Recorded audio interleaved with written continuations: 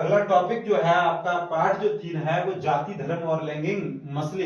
देखना ये बहुविकल्पी प्रश्न बहुत ही मोस्ट है। महिला आरक्षण अधिनियम 2023 में 33% आरक्षण महिलाओं को निम्न में से किस संस्था को दिया गया? A option Lok Sabha, B option Vidhan Sabha, Delhi Vidhan Sabha, उपयुक्त सभी। तो आज के इस प्रश्न का जवाब आपको मिल गया होगा उपयुक्त सभी। देखेंगे अगला प्रश्न। देखना धर्म को राष्ट्र का आधार मान लिया जाए।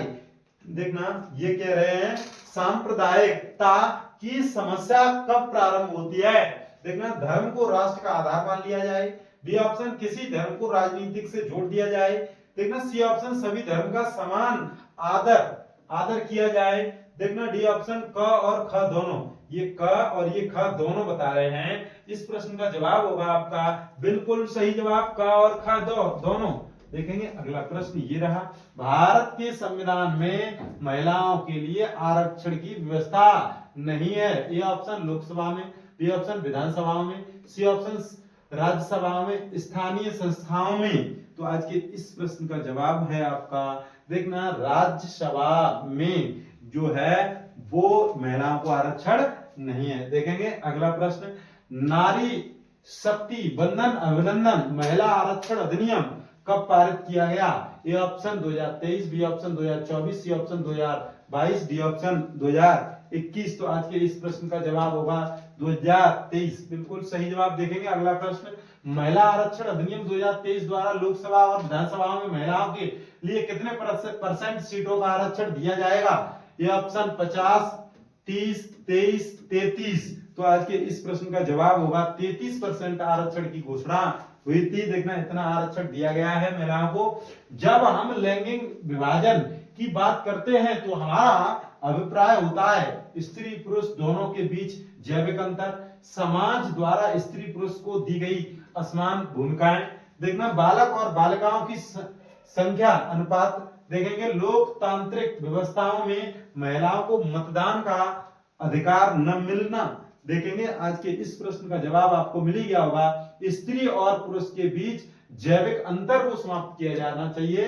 देखना अब इससे अभिप्राय है। देखेंगे अगला प्रश्न। भारत में संविधान की दृष्टि से कौन सा कथन सही है? सनातन भारत का राजकीय धर्म है।